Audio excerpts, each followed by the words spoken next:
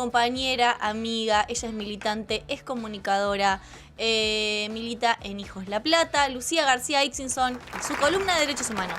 Buenas tardes. Muchas gracias. ¿Cómo estás? Hola, Lucía. Bueno, muy bien. Estamos contentos los bonaerenses y las bonaerensas con lo que pasó el domingo, ¿no? Creo que Ay, sí. hablo Fue hace un mes. Seguramente por alguna razón. No, sí, el entusiasmo muy a flor de piel, hay que hacerlo durar, Sí, eso decíamos sí. recién. Sí. Y hay que, sostenerlo hasta octubre también, ¿no? Uh-huh. A pesar de que, el gobierno nacional no registra aparentemente los datos electorales como para reflexionar y repensar sus políticas, sino que al contrario, Milei lo dijo que iba a profundizar. Y si bien no tomó ninguna medida significativa, excepto el veto al financiamiento universitario y a la emergencia en pediatría, ¿no? Con lo del Hospital Garrahan, que era esperable, se sabía que estaba como a punta de firma. A punto de firmarse. Después son todas las medidas que tomó más bien cosméticas, ¿no? Transformó en una mesa su núcleo de confianza. Muy buenos los memes que ponen a las mismas figuras. No, pero escúchame. Una mesa en el medio. Perdón, Fue pero buenísimo. López Murphy lo compartió en su cuenta oficial de Twitter. Vayan a la cuenta oficial de Twitter como de como López. perspectiva crítica, al digamos. meme. Al meme, claro. Está compartiendo Sí, los sí. memes. Claro. Sí. Ya es un meme hace un montón, desde que asumieron. Sí. Bueno. Ahora parece que se empiezan a dar cuenta algunos que les costó un poquito más. Muchos descubrieron esta semana que Karina es la que gobierna, ¿no? La que toma las decisiones. Sí, que descubrieron la agresión, descubrieron Claro. ¿no? El discurso de odio, La un montón de cosas de violencia contra los jubilados, exactamente. La falta de escucha, las demandas populares. Bienvenido sea, igual cuantos más puedan ver esto y cuestionarlo. Probablemente más cerca estemos de que se transforme, pero no desde el núcleo duro del gobierno, que entre las medidas que tomó designó como ministro del Interior a Lisandro Catalán, que ya tenía virtualmente ese cargo porque era viceministro, pero me parece que la figura del ministro del Interior en las experiencias de gobiernos de derecha en nuestro país han sido figuras complejas, ¿no? Me remito directamente a López Rega, que también fue una figura que apareció en el mundo meme de estos días. López Rega fue el ministro del Interior de Perón, del último gobierno de Perón, y de algún modo, el brujo, claro, que era también un personaje que creía en el esoterismo como modo de leer la realidad, y que de algún modo está vinculado a lo que fue el rol de la AAA y la CNU, de las fuerzas paramilitares de las que ya hemos hablado en este programa en distintas ocasiones, y de generar una suerte de lectura de la realidad distorsionada y muy maniqueísta, que generaba que se tomaran decisiones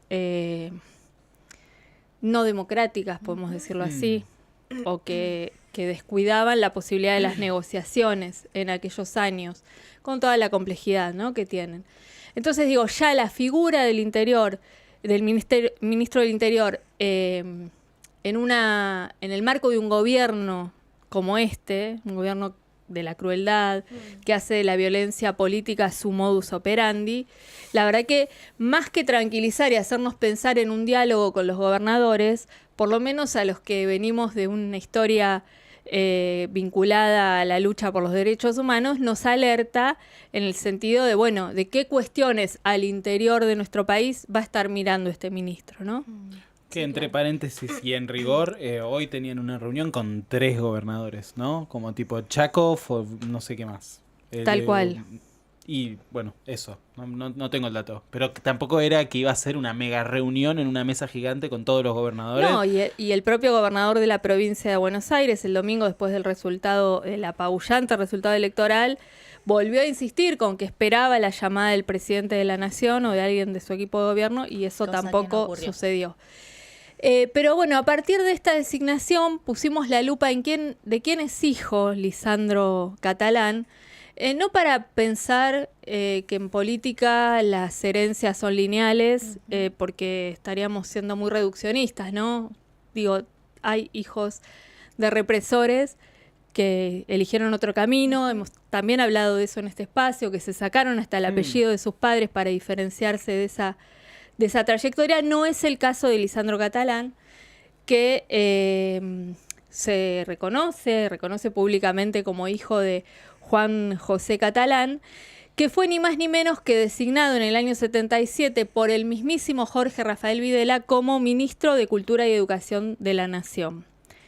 Pensemos qué significaba en aquellos años, ¿no? Estamos a días de que se cumpla un nuevo aniversario, 49 años de la Noche de los Lápices. Claro. ¿Qué pasaba en las escuelas, ¿no? En los colegios secundarios, en las escuelas primarias, en la universidad, en aquellos años? Y nos vamos a dar una idea de que no era una cuestión superficial, ¿no? Sino que desde el mismo modelo educativo se construía una lógica represiva, una lógica de perfilar un enemigo interno, ¿no? De, esto de los cortes de pelo, vos hacia la escuela no entrabas, te digo, en esos años. No, te rapaban. Al ángulo, con exactamente. Los las mujeres con pollera larga, ¿no? Digo, había todo, hasta desde el disciplinamiento de los cuerpos, una disposición de casi, digamos, de lógica militar, ¿no? Claro. De cómo se construía el espacio del aula y el espacio de la escuela. Y él en particular fue el responsable de un manual que se distribuyó en aquellos años en las escuelas, que directamente se planteaba como con el objetivo de detectar actividades subversivas y caracterizar, estereotipar, estigmatizar cómo se veía un montonero, cómo se veía un militante del ERP, etcétera, en aquel contexto, ¿no? Barba, vos tenés todos los números comprados. Entonces digo, esa construcción de la que siempre hablamos, la construcción comunicacional, simbólica, que precede a la violencia física, a la violencia represiva del Estado, sin duda la escuela, el aparato educativo fue fundamental para construir, ¿no? esa figura, claro, esa imagen. Y pensemos cuánto de eso dialoga con lo que pasa hoy, ¿no? Hoy, en el discurso de Milei, del gobierno de Milei, esa figura estigmatizada es lo que ellos llaman casta, ¿no? ¿Y quiénes son la casta? Y medio que, si te pones a indagar, somos todos, ¿no? Los jubilados, los discapacitados, los últimos castas, cualquier ¿no? opositor, cualquier los estudiantes universitarios. Que mínimamente se exprese en contra de las ideas del gobierno ya queda, ¿no?, por fuera de los argentinos de bien y forma parte de la casta. Aquellos grupos a los que el gobierno avanza en sacarle derechos y que lógicamente van a expresarse y a reclamar, son construidos como la casta, ¿no? Entonces los jubilados, el problema es que mucha gente se jubiló sin haber hecho aportes. Entonces abonan ese discurso y generan inclusive entre la propia población de jubilados una cierta, si se quiere, competencia entre quien aportó toda su vida, como si eso hubiera sido decisión de esas trabajadoras y trabajadores, ¿no? Es increíble. Bueno, ¿qué pasa con los discapacitados? Lo mismo, ¿no? Hay discapacitados que no son discapacitados, que cobran, pero porque el kirchnerismo le dio esas pensiones a todo el mundo sin ton ni son, y entonces ahora llamaron nuevamente a que tenés que ir a validar tu certificado único de discapacidad, porque supuestamente te notifican, pero nunca te llegó la notificación. Bueno, todo un manoseo, ¿no? Unas colas de cuadras con gente recagándose exactamente, de frío. Y con gente que tiene condiciones de por vida, ¿no? Claro. Si vos sos ciego, ojalá, en algunos casos hay posibilidades de recuperarse, pero en general es una condición de por vida. Si te falta una pierna, si no podés caminar, ¿no? Un nivel de perversión extremo, pero además una perversión en construir en esos sectores a los privilegiados, ¿no? A los que hay que sacarles derechos, a los que hay que estigmatizar. Entonces, pensaba eso, cuánta familiaridad con este modelo educativo que hoy, por ejemplo, persigue la ESI, porque en la escuela no se puede hablar de educación sexual integral, porque eso es adoctrinamiento de género. cuánto en común con ese debate que se armó. ¿Se acuerdan ustedes alrededor del libro Come Tierra? Sí. Y de otras tantas lecturas sugeridas por que formaban parte de la biblioteca, de las lecturas sugeridas de la provincia de Buenos Aires. Sí, claro.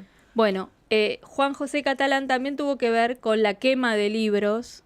No sé si recuerdan, ustedes tal vez vieron imágenes en su momento. La dictadura ordenó quemar una cantidad de volúmenes de la editorial Eudeva, de la editorial universitaria de la Universidad de Buenos Aires, como medida también de adoctrinamiento. Los libros prohibidos, ¿no? Había un listado de libros prohibidos que incluían desde Un elefante ocupa mucho espacio, de Elsa Bornemann, un libro infantil, La torre de cubos, de Laura de Betach, porque la torre de cubos, Cuba. Claro. Asociaba. Esas eran sí. No, eran así. Una pobreza intelectual. Libros de matemática, que por los títulos les sonaba teoría de conjuntos, ¿no? Claro. O sea, a esos niveles. Entonces, estas resonancias, ¿no? De aquellos años con estos años y estos nombres que no vamos a cargar, veremos qué hace, ¿no? Lisandro Catalán en este rol que tiene ahora, pero tiene todas las fichas puestas como para seguir una trayectoria y un recorrido que no tiene que ver con la democracia, porque además en este gobierno en el que él está, él no se caracteriza por una práctica democrática. Así que mientras celebramos el resultado en la provincia de Buenos Aires, también lamentamos y vemos con mucha preocupación cómo hay una profundización en una lógica represiva, en una lógica de violencia institucional, que esperemos que sepamos transitar de la mejor manera posible para encontrar una salida desde las urnas en octubre y desde la construcción de un proyecto alternativo que se fortalezca hacia las elecciones del 2027, pero realmente causa una enorme preocupación esta gestualidad que refuerza lo peor de nuestra historia, ¿no? Lo peor de nuestra experiencia, porque además, digo, esto que ustedes decían, muchos dirigentes políticos están señalando, digo, no es solamente el peronismo o el campo nacional y popular, sino que están señalando que este no es el camino.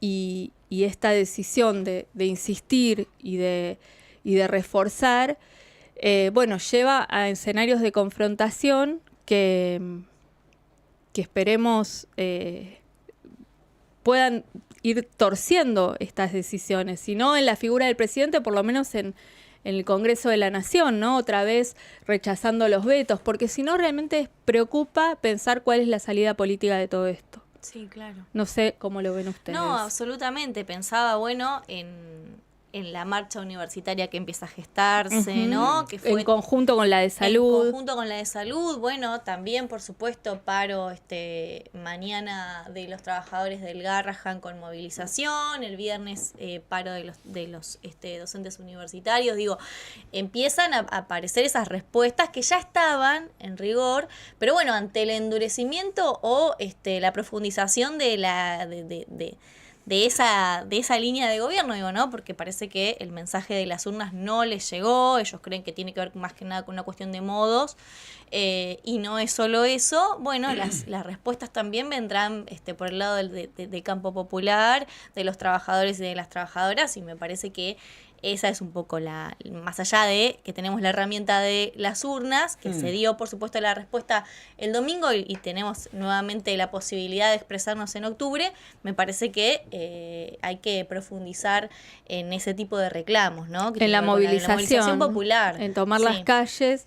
Sí, porque esa es la expresión más democrática y yo creo que es el último resorte en la defensa de los derechos humanos que tenemos como pueblo, ¿no? Que hemos puesto en práctica desde incluso en dictadura, ¿no? Porque hubo una movilización enorme, la primera, la que se considera que comienza con el desgaste y lo que va a ser el fin de la dictadura, el 30 de abril de 1982, una movilización de trabajadoras y trabajadores que de alguna manera pone en jaque políticamente ese consenso, ¿no? Creo que sí, que pasa por ahí, por la movilización, por la organización, y por construir la perspectiva de una esperanza, ¿no? Porque también Sí. es muy difícil en este tránsito sostenerse cuando todo tira para atrás y cuando uno ve que se persiste en la Claro. profundización del daño.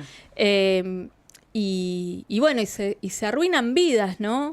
Ni hablar. Ni que hablar lo del Garraham, que es de manera directa, pero digo, ¿qué pasa con los estudiantes, las estudiantes universitarias que están transitando hoy sus carreras? Y bueno, es complejo cuando durante un cuatrimestre no tenés un montón de veces cursada, ¿no? ¿Qué pasa con los docentes que renuncian porque no pueden sostener esos cargos?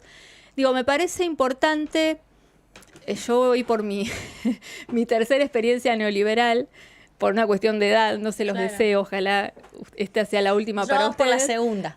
Claro. La segunda. La segunda experiencia en el... Dictadura, menemismo y...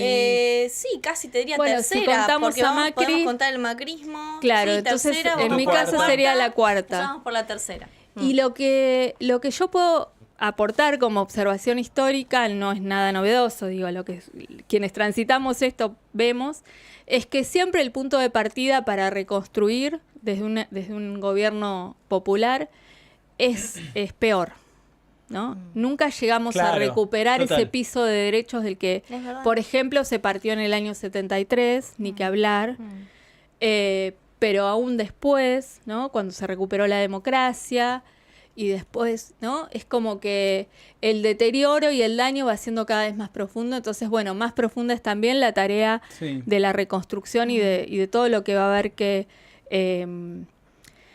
poner en funcionamiento. Lo charlábamos un poco la otra vez con respecto a la distribución de riquezas, que hablábamos que en los 70 había un 50-50 acordás? entre empresarios, Exacto. de eso por un lado. ¿Sabes lo que pensaba igual también? Que si hay una marcha universitaria no va a ser en las mismas condiciones que fue la anterior, digamos, ahora el gobierno está muchísimo más debilitado, va a tener otro calor, otra potencia.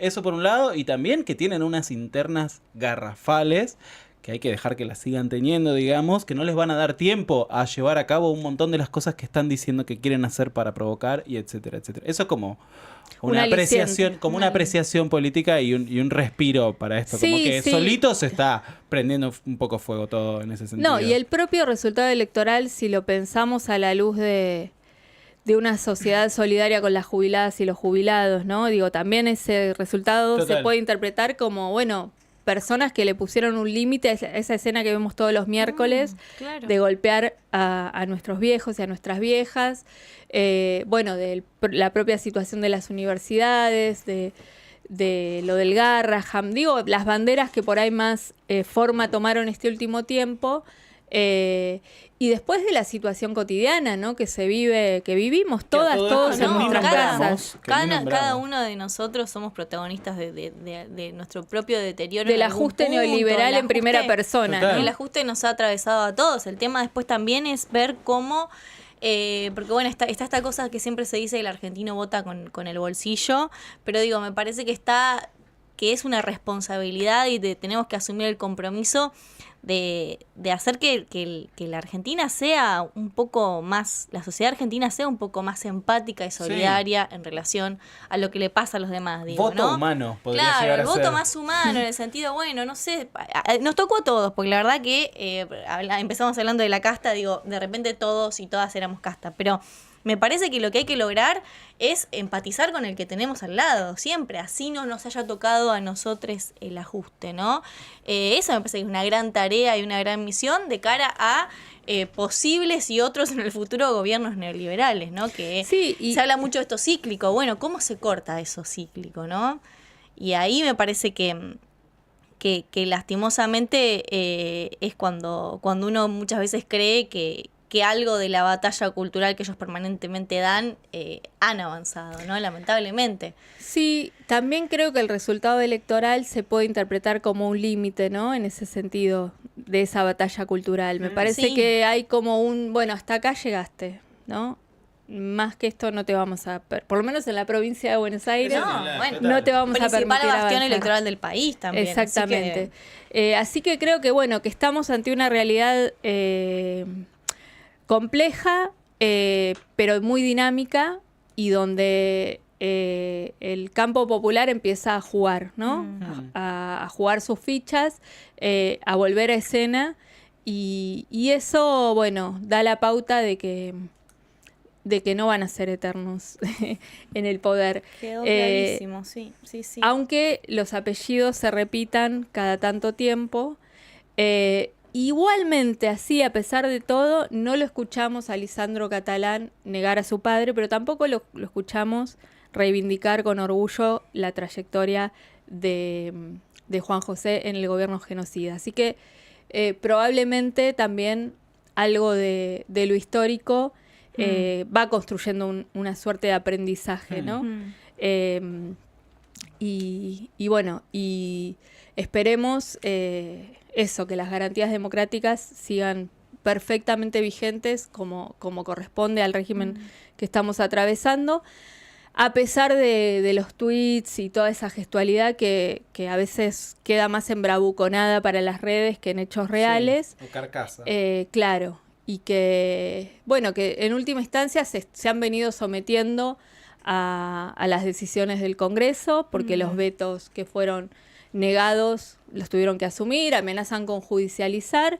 Pero bueno, esto, señoras y señores, es la democracia, y así va a seguir siendo, le guste a Milei o no.